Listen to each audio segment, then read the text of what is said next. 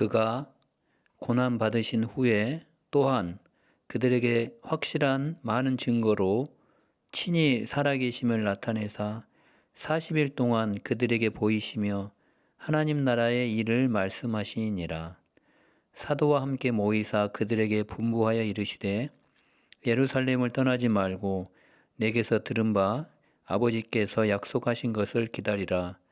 요한은 물로 세례를 베풀었으나 너희는 몇 날이 못되어 성령으로 세례를 받으리라 하셨느니라.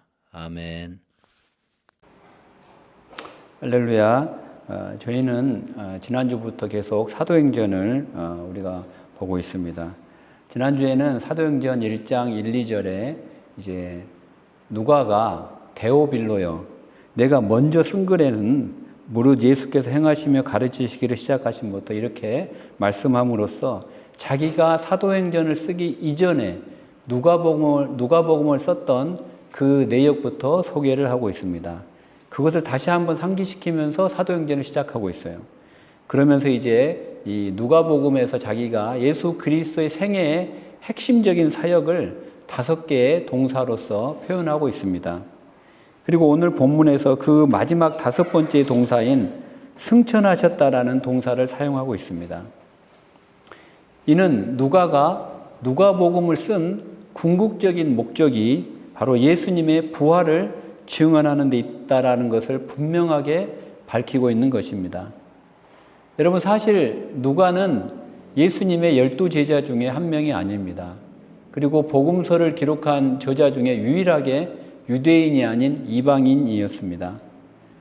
예수님을 쫓아다니지도 않았고, 그리고 예수님의 부활을 목격하지도 않았지만 예수님의 부활을 자기가 쓴 누가복음과 사도행전에서 가장 중요한 사건으로 강력하게 증거하고 있는 것입니다. 누가는 자기가 예수님의 부활을 목격하지는 않았지만 어떤 남들로부터 들은 이야기를 단순하게 전한 것이 아니고 누가복음 1장 1절에서 4절을 보면은 모든 일을 근원부터 자세히 조사했다라고 기록하고 있습니다. 즉 누가는 직업이 의사인데 굉장히 디테일한 사람이에요. 그래서 자기는 예수님의 생애에 대해서 그리고 이 땅에 창조된 모든 일의 근원부터 자세히 조사를 했다라고 누가복음 1장 1절에 기록하고 있습니다. 우리 중에 이루어진 사실에 대하여 처음부터 목격자와 말씀에 일꾼된 자들이 전하여 준 그대로 내력을 저술하려고 붓을 든 사람이 많은지라 나도 모든 일을 근원부터 자세히 미루어 살핀 것이 있기로라고 기록하고 있어요. 그래서 그는 초대교회에서 예수님의 부활을 목격한 베드로나 요한이나 그리고 막달라 마리아 등의 여인 등을 직접 만나서 요즘 말로 하면 기자처럼 취재하고 검증했던 사람이기도 합니다. 누가가. 또 누가는 여러분이 잘 아시다시피 바울의 동역자예요. 바울이 옥에 갇히고 매를 맞아서 안질에 걸리고 몸이 아플 때 그를 끝까지 치료해주고 의사로서 동역해준 그런 사람이기도 합니다. 이 바울이 다메섹 도상에서 예수님을 만난 사건을 누가에게 얼마나 잘 전달을 했겠습니까? 그래서 이 누가는 예수님의 부활을 이 복음의 가장 핵심 중의 핵심으로 생각을 하고 누가복음과 사도행전에서 그것을 벽두부터 소개하고 있는 것입니다. 누가복음은 총 24장으로 되어 있습니다. 그런데 예수님의 부활에 대한 증언은 오직 마지막 장인 24장 한 장에만 나오고 있습니다. 그러나 사실 누가복음의 1장부터 23장까지는 누가복음 24장 예수님의 부활을 위하여 존재하는 장이라고 해도 과언이 아닙니다. 만약 누가복음에서 예수님의 부활을 증언하는 24장이 없다면 누가복음은 존재할 수가 없는 것입니다. 우리가 예수 그리스도를 믿는 이유도, 교회가 존재하는 이유도, 또 우리가 예수님의 행하심과 가르치심을 쫓아 주님으로부터 부름받은 자로서 사도답게 살아가야 될 단 하나의 이유도 바로 예수 그리스도께서 부활하셨기 때문입니다. 그리고 교회의 역사와 사도들의 행적을 밝혀주는 오늘 본문 이 사도행전의 서두에서 누가가 다시 한번 예수 부활을 재강조하며 시작하고 있다는 것입니다. 누가는 지금 간절한 마음으로 이 독자들에게 예수 그리스도의 부활을 먼저 알리고 사도행전을 시작하고 있는 것이에요. 예수님의 부활이 없다면 사도행전도 있을 필요가 없는 것입니다. 그만큼 예수 그리스도의 부활이 중요했기에 누가는 누가복음 24장에 예수 그리스도의 부활을 소상하게 기록하고 있습니다. 여러분들이 누가복음 24장을 보면 부활하신 예수님께서 엠마오로 가는 두 제자에게 나타나셔서 부활하신 당신의 모습을 보여주셨습니다. 또 예수님의 부활을 믿지 못하고 무서워서 떨며 마가의 다락방에 숨어있던 제자들에게 나타나셔서 당신을 보여주셨습니다. 또 주님의 부활을 의심하는 제자에게 자기의 구멍난 손과 옆구리에 난 창자국을 손으로 만지게 해주셨습니다. 그런데 참 희한한 것은 누가가 이처럼 예수 부활을 강조하면서도 누가복음에서도 마찬가지고 오늘 사도행전에서도 마찬가지고 부활이라는 용어를 전혀 사용하고 있지 않다라는 것입니다. 다른 복음서도 마찬가지입니다. 여러분 그 이유가 무엇일까요? 부활이라는 용어를 사용하지 않다라는 것입니다. 2000년 전에 헬라어를 사용했던 사람들이 당시에 부활이라고 하는 이 헬라어 용어에 대해서 가지고 있었던 보편적인 부정적인 인식 때문이었습니다. 당시 헬라어를 사용하고 있던 그 사람들은 오직 두 가지 경우에만 부활이라는 단어를 사용을 했습니다. 첫 번째 경우는 부활이란 절대 있을 수 없다라는 뜻에서 부활을 언급했습니다. 또 두 번째는 부활이라는 것은 우리의 현실에서는 동떨어진 신화이거나 아주 허무맹랑한 허황된 이야기라는 말을 쓸 때 부활이라는 말을 언급했습니다. 그래서 오늘 누가나 또 다른 복음서 기자들이 2000년 전에 그 당시에 예수님이 죽었고 다시 부활했다라고 만약에 이야기를 했다면 그 헬라어를 사용했던 그 많은 그 시대 사람들이 저거는 허황된 이야기야, 저거는 신화야라고 그냥 치부했을 것이기 때문에 누가도 그렇고 복음서의 기자들도 부활이라는 단어를 사용하지 않았습니다.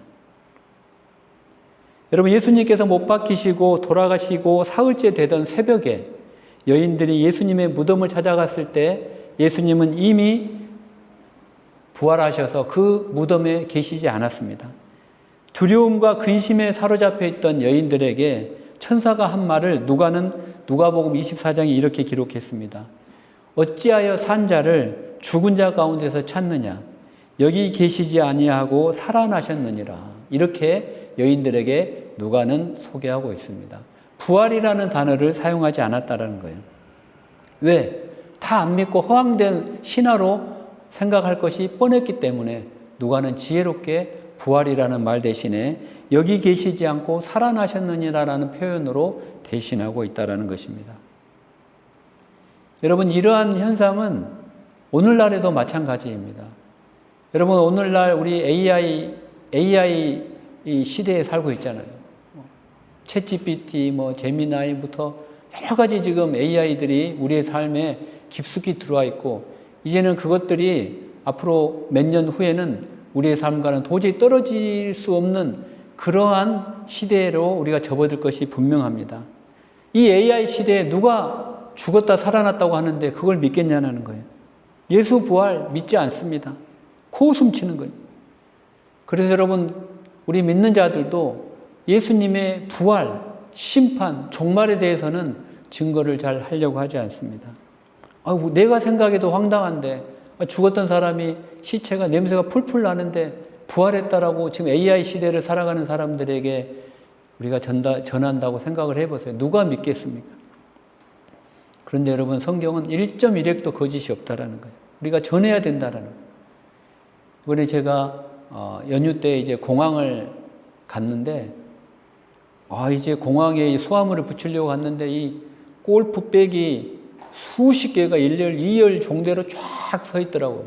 참 장관이더라고요.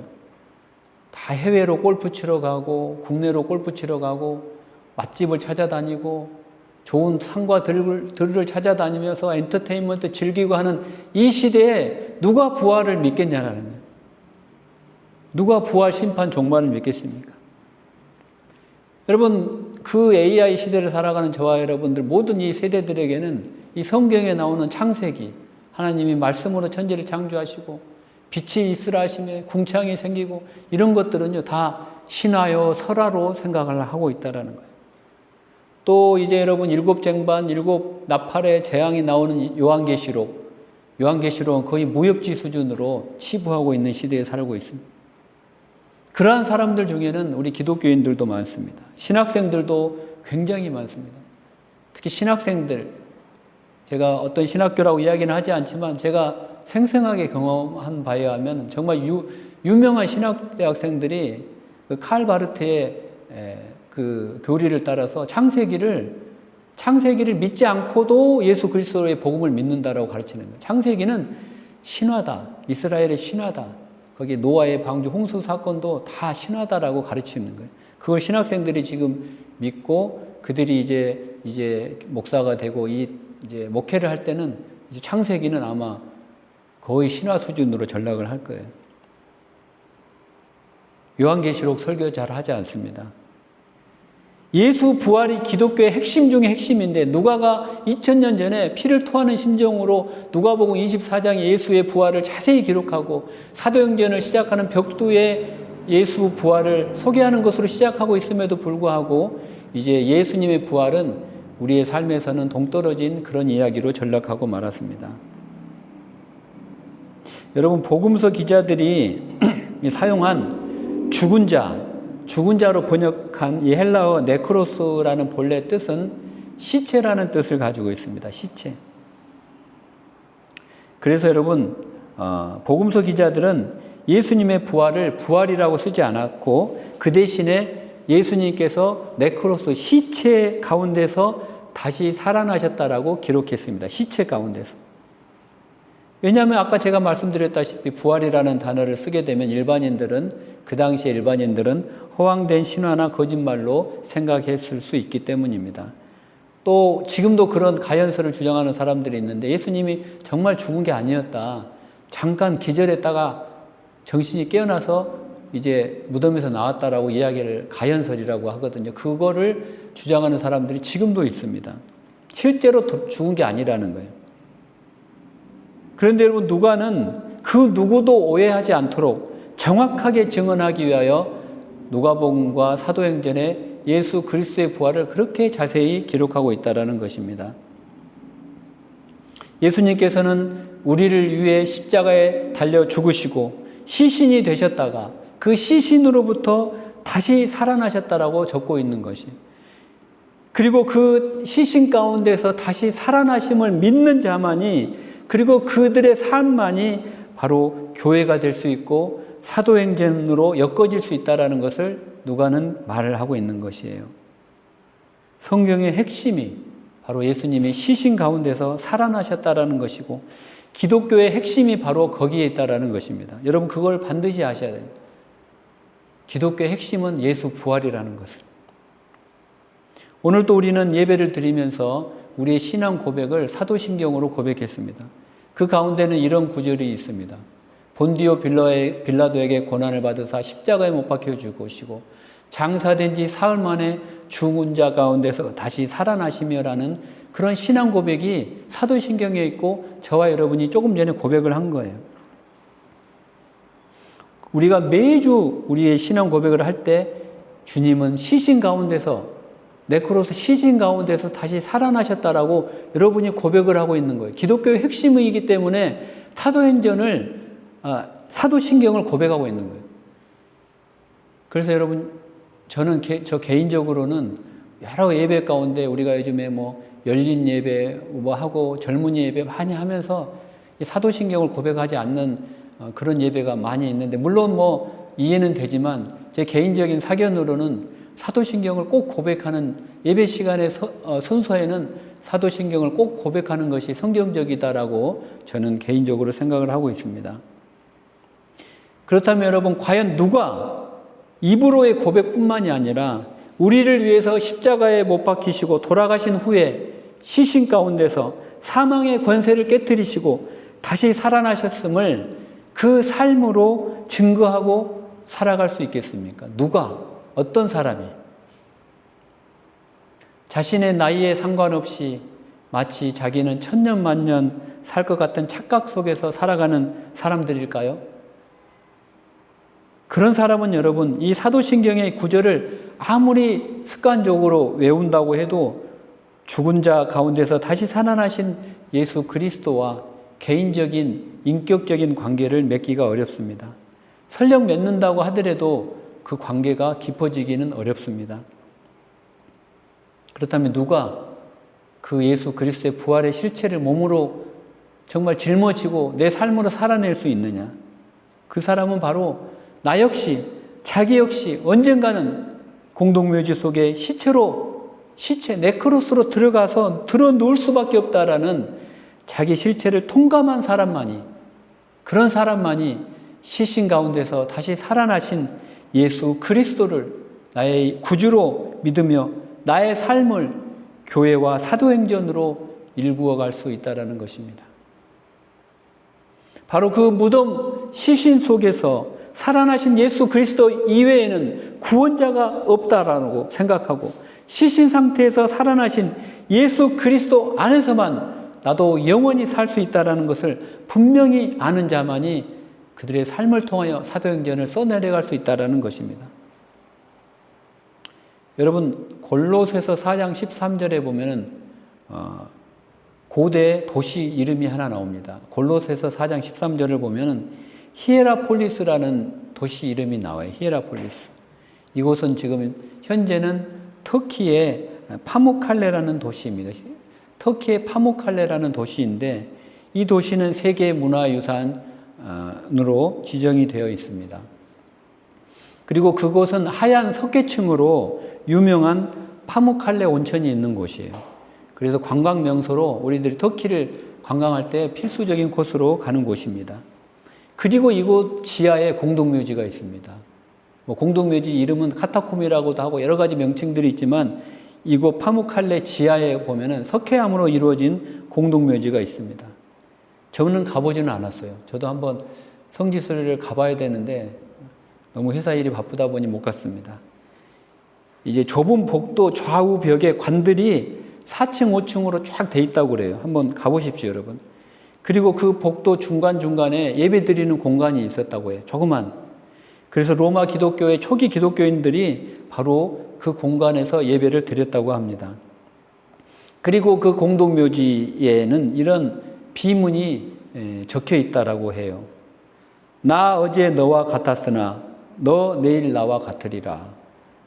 너도 곧 죽는다는 거예요. 너가 지금 우리 시신들 옆에서 예배를 드리지만 너도 곧 죽을 거니까 너도 곧 시신 가운데서 다시 살아나신 예수 그리스도를 너의 구세주로 확실히 믿고 살아라는 그런 뜻으로 저는 해석하고 있습니다.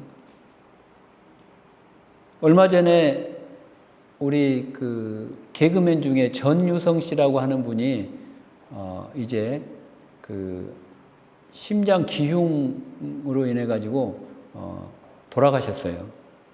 이렇게 요즘 나이로는 그렇게 많지 않은 나이에 돌아가셨는데 이분이 평생 예수를 믿지 않았는데 이제 이성미 집사님이라고 제가 그전 교회에서 이제 이분도 간증 집회로 초대까지 하려고 했었는데 이성미 집사님이 이분을 위해서 30년을 매일같이 기도했다고 그래요. 이분을 예수 믿게 해달라고. 예수 믿고 구원받게 해달라고. 그런데 끝까지 예수님을 안 믿다가 이제 병이 걸린 거예요. 그런데 여러분 아시는 그 조혜련 집사가 이제 전유성 씨가 죽기 이틀 전인가? 아무튼 그 병원을 가서 다시 한번 복음을 전했는데 거기서 예수님을 영접했다고 그래요. 죽기 전에. 그리고 이제 이 죽기 직전까지 이제 개그를 하신 거예요. 참 우리에게 많은 웃음을 주셨는데 그래서 야 내가 죽으면은 내 비석에 후배 이제 개그맨들이 뭐라고 쓰실 겁니까? 했더니 내 비석에는 웃지 마, 너도 곧 와. 이렇게 적었다고 그래요. 그렇게 묘비에 적혔는지 모르지만 웃지 마라는 거예요. 너도 곧 온다는 거예요. 뭐 10년, 20년 뭐 뒤에 오겠지만은 하나님 보실 때는 하루가 1000년 같고 너도 곧 오니까 죽음을 준비해라는 거예요. 성경에 보면은 지혜로운 자는 결혼식에 안 가고 초상집에 간다고 되어 있잖아요. 거기서 나도 언젠가는 하나님의 심판대 앞에 설 것을 너도 알라, 웃지 말라는 거예요. 여러분, 아까 제가 그 파묵칼라의 그 로마 공동묘지 말씀을 드렸지만 그 5열, 4열, 5열로 쫙 돼 있는 그 안치되어 있는 시신 옆에서 드리는 예배가 여러분 얼마나 역동적이었을까 저는 정말 실감날 것 같아요. 그 로마 그 압제를 피해서 이 공동묘지에서 옆에는 다 시신들이 놓여 있는데 거기서 찬양을 부르고 기도를 하고 예배를 드리는 그 기독교인들, 로마 초기 기독교인들이 얼마나 나도 곧 죽는구나라는 것을 실감하며 예배를 드렸을까. 온 사방의 질비한 관을 보면서 그들은 매일매일 자신의 실체를 확인했을 것입니다. 나 어제 너와 같았으나 너 내일 나와 같으리라. 이처럼 여러분 자신의 실체를 확인한 그들이 온 사방의 관이 질비한 그 지하 묘소 한가운데서 시신 한가운데서 부활하신 예수 그리스도께 예배를 드렸고 그 결과 그들은 죽음도 두려워하지 않고 오직 예수만을 외치며 아마 그들은 순교했을지도 몰라요. 여러분 그 로마의 경기장 안에서 사자의 밥이 되면서도 예수님의 그 부활을 증거하며 왜냐 그들은 시신 옆에서 예배를 드렸기 때문에 그것을 아는 거예요. 나도 살아나겠구나. 예수님처럼 나도 살아나겠구나라는 담대한 마음으로 예배를 드리고 죽음을 맞이했다라는 것이.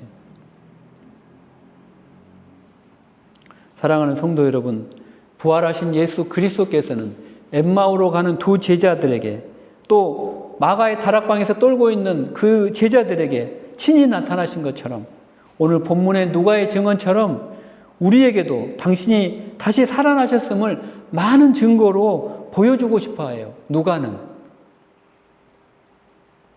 특별히 여러분 예수님의 부활이 여러분의 신앙의 핵심으로 자리 잡을 때 여러분 삶 가운데 있었던 실패나 절망 속에 눈물을 흘릴 때 그 부활의 신앙만이 여러분들을 다시 한번 일으켜 세워줄 수 있다는 것이에요.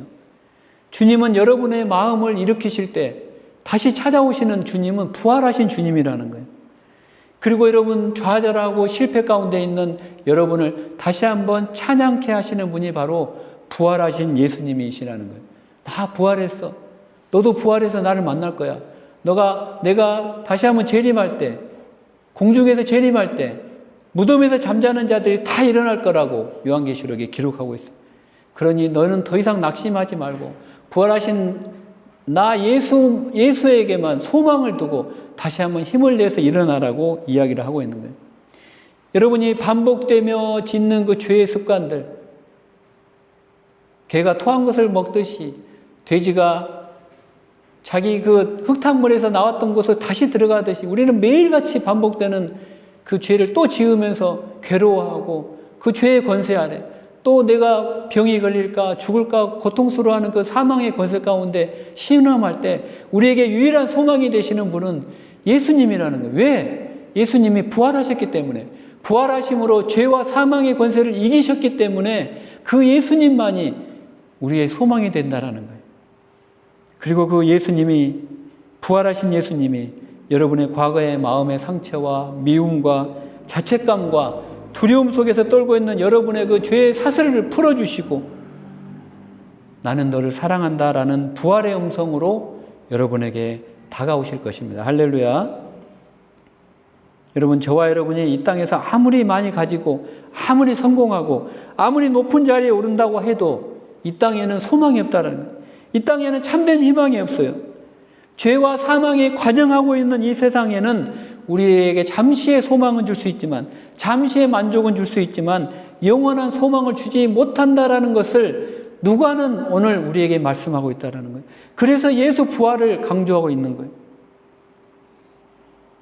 재물도 명예도 건강도 심지어 사랑하는 나의 가족들조차도 영원히 우리 곁에 머무를 수는 없습니다, 여러분. 젊은 날에는 그것들이 우리의 삶을 붙잡아 줄 수 있을 것처럼 보이지만 세월이 흐르면 흐를수록 우리는 알게 될 거예요. 그 어떤 것도 우리의 영혼을 붙들어 줄 참된 반석은 없다라는 것입니다. 저는 여러분 나이를 1살, 2살 먹어가면서 이 사실을 더 뼈저리게 느낍니다. 눈에 보이는 것들은 여러분 하나둘씩 다 사라져 갈 거예요. 내가 손에 쥐었던 것들은 모래알처럼 다 빠져나갈 거예요. 내가 생각하고 숨쉬고 호흡하는 그 모든 것들이 죄요, 사망이라는 것을 여러분들이 날이 가면 갈수록, 해가 가면 갈수록, 세월 지나갈수록 의지할 것은 오직 부활하신 예수, 그분만에게 소망이 있다는 것을 여러분이 알게 될 것입니다. 여러분 요한계시록에 보면 천년왕국이라는 것이 나와요. 천년왕국. 물론 천년왕국에 뭐 무천년설도 있고, 그 다음에 예수님이 재림하시기 전에 전천년설, 후천년설, 무천년설 다 있어요. 그런데 많은 신학자들이, 그때 당시 많은 자들이 뭘 믿었냐면은 이 땅에는 소망이 있다. 우리 인간은 해가 가면 갈수록 선해지고 착해져서 이 지구는 세월이 흘러서 마지막에는 파라다이스가 된다. 더 이상 죄도 없고 인간이 원래 선하기 때문에 착해져서 다 누구나 죄가 없는 파라다이스에 이르고 그때 예수님이 오실 거다라는 그런 주장을 하기도 합니다. 파라다이스다. 그런데 여러분 이 세상을 보십시오. 이 세상이 파라다이스가 될 것 같습니까? 절대 그렇지 않습니다. 이 세상은 죄와 사망으로 점점 예수님이 다시 오실 그날까지 마지막 마그마가 팽창하는 그 지점까지 죄는 더 커질 거예요, 여러분. 이 세상에는 소망이 없어요. 이 세상에는 소망이 없습니다. 그런데 여러분 우리가 예수 그리스도의 부활을 그 공식에 넣고 보면은 이 세상에 소망이 생긴다라는 거예요. 우리가 여러분 무덤을 보지 않고 예수님의 빈 무덤을 바라봐야 된다는 거예요. 죄와 사망을 이기신 빈 무덤을 볼 때 소망이 생긴다는 거예요. 죄는 여러분 예수님이 재림하실 때 반드시 정복이 된다는 것입니다. 할렐루야. 여러분 이 사실을 깨닫고 믿는다면 2000년 전 누가가 사도행전과 누가복음을 쓴 그 목적을 자기가 이제 후대의 후손들이 이해했다라는 것을 알고 아마 행복해할 거예요. 말씀을 읽겠습니다. 여러분 이 세상에는 모든 악은 예수님의 능력 안에서 심판을 받는 날이 반드시 온다라는 것입니다. 반드시 올 것이에요. 그리고 이 세상에서 고통받는 수많은 죄인들이 용서받고 영생을 얻는 축복의 날이, 그날이 굉장히 가까워지고 있다는 사실입니다. 여러분 바라옵 고등학교는 예수 부활을 여러분의 인생의 중심에 놓고 살기 바랍니다. 여러분 이 세상에는 소망이 없다라는 것을 다시 한번 깨달으시기를 바랍니다. 예수 그리스도만이 여러분의 희망이요, 주님만이 소망이요, 나의 소망이요, 또 여러분들의 자녀들의 소망임을 믿으시고 예수 한 분밖에는 우리가 따라가야 될 분이 없다라는 것을 믿고 고백하는 여러분들의 삶이 되시고 또 한 주간 동안 그 고백으로 승리하는 저와 여러분들이 되시기를 예수 그리스도 이름으로 간절히 기도합니다. 아멘. 우리 오직 예수뿐이네 찬양 드리고 기도하는 시간 갖도록 하겠습니다.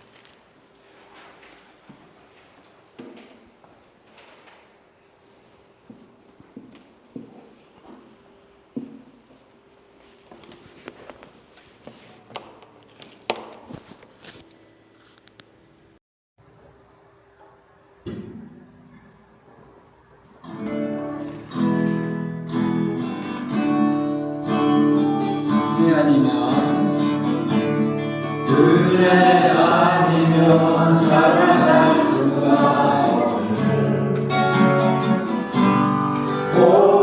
복음마저도 가족의 것이니 세상 병원과 위로의 되었어도 예수는 오직 예수뿐이다. 다시 한번 은혜 아니면 살아갈 수가 없습니다. 은혜 아니면 살아갈 수가 없는 복음마저도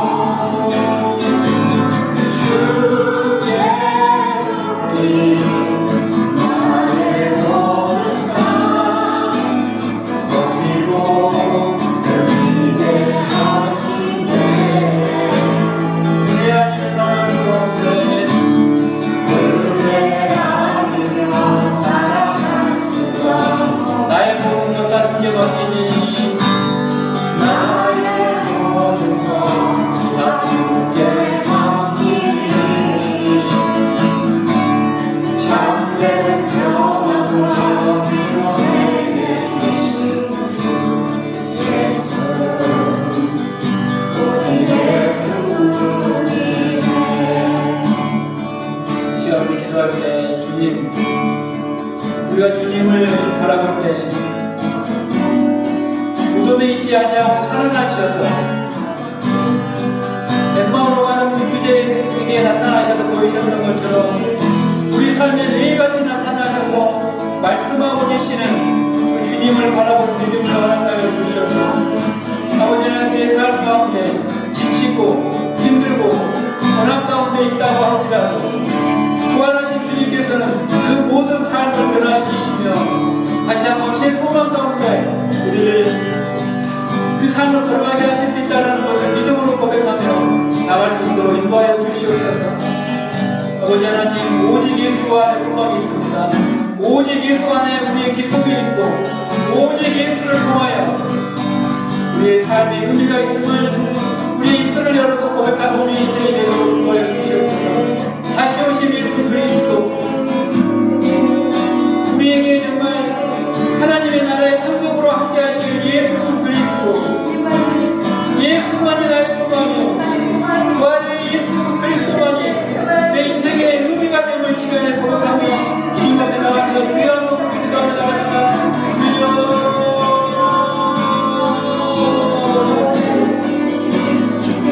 아버지 하나님, 참으로 우리 불안 가운데 부활의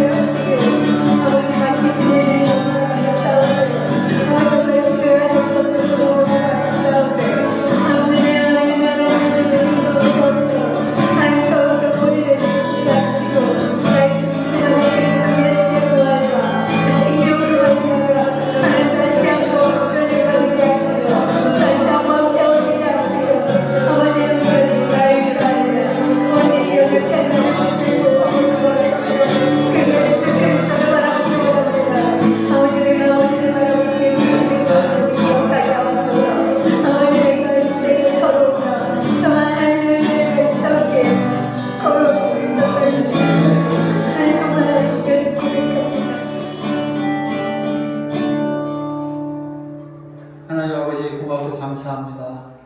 우리 삶에 예수가 없다면 우리는 불안하고 떨 수밖에 없고 좌절할 수밖에 없지만 아버지 하나님 정말 예수 글 속에서 돌아가시고 좌절하여 어깨가 축 처져 걸어가고 있던 두 제자에게 부활의 주님이 나타나셨던 그 순간 아버지 그들이 다시 한번 소망으로 새로워지고 아버지 하나님 그들이 다시 한번 소망 가운데 길을 다시 걸어갔던 것처럼 아버지 하나님 우리 삶 가운데 아버지 우리가 정말 지쳐서 아버지 하나님 우리가 작은 고난에도 지치고 우리 삶의 어려움 가운데 아버지 하나님 주님을 기억하지 못할 때 아버지 부활의 주님이 우리에게 오셔서 우리를 만져주시고 다시 한번 설명해 주시고 풀어주시고 우리에게 다시 한번 새 소망을 주시는 날마다 그러한 삶을 우리가 경험하고 그 부활의 주님을 깨닫고 걸어가는 우리의 삶이 되도록 하나님 인도하여 주시옵소서. 아버지 하나님 우리의 남은 생애가 오직 예수 안에 소망이 있음을 깨닫게 도와주시옵소서.